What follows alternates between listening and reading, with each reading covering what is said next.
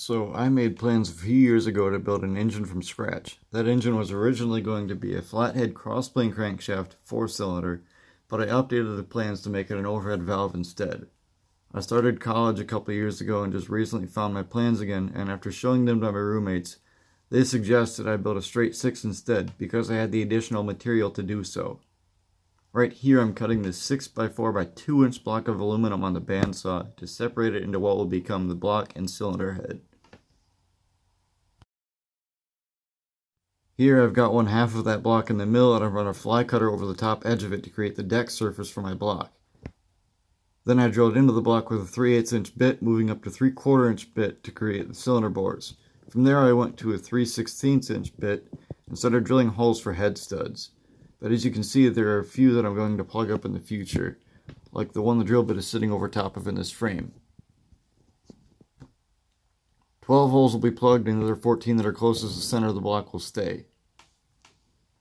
The slot milled into the bottom of the block will have 2-piece bearings to support the crank once it's installed. I'm drilling the cylinders out to accept seal sleeves because I feel more comfortable running an aluminum piston than a seal cylinder. You see here I was attempting to prep the block for drop-in sleeves, but once I calculated how thin the sleeves at the bottom of the cylinders would be, I got rid of the little 1/8 inch countersink. Fun fact, the aluminum between the cylinders here is only 30 thou wide, which I found pretty impressive that I was able to keep that while present.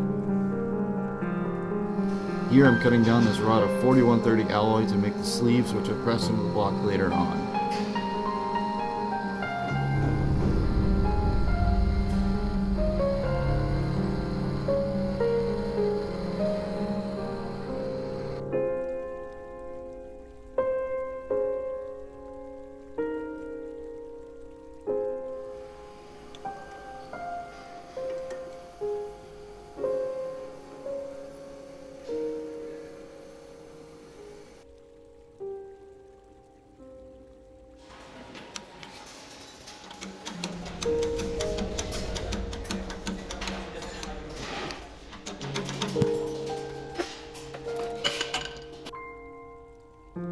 Once these sleeves are all in, I put the block back into the mill and made 3 passes with a 3/4 inch end mill before switching to the fly cutter again.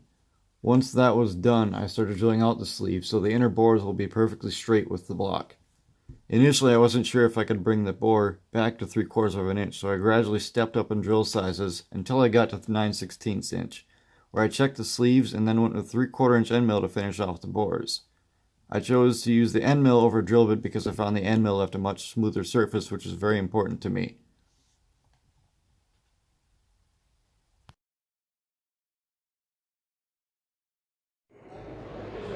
I ended up finding one of the webs for the crank bearings was raised up after I finished the boring process. That web was raised up when I was pressing in the last cylinder sleeve, and the reason for it happening was the interference fits of all the other sleeves built up so much that it pushed the aluminum wall between cylinders 5 and 6 under the cylinder 6 sleeve. This won't be an issue for me because I can just run the end mill through there again to clean it up. Eventually I'm going to cut channels into 3 sides of the block to allow for coolant to move around the engine, and once that's done I'll either bolt on or weld on some thin aluminum plates to cover those water jackets to prevent leaks.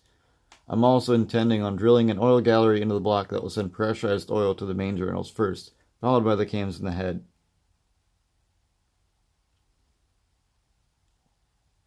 Next week I'm starting on the cylinder head, then I'll be moving to the pistons midway through so I can get the easier stuff done first on this engine. Thank you for watching. I hope to see you in the next video. Fireball out.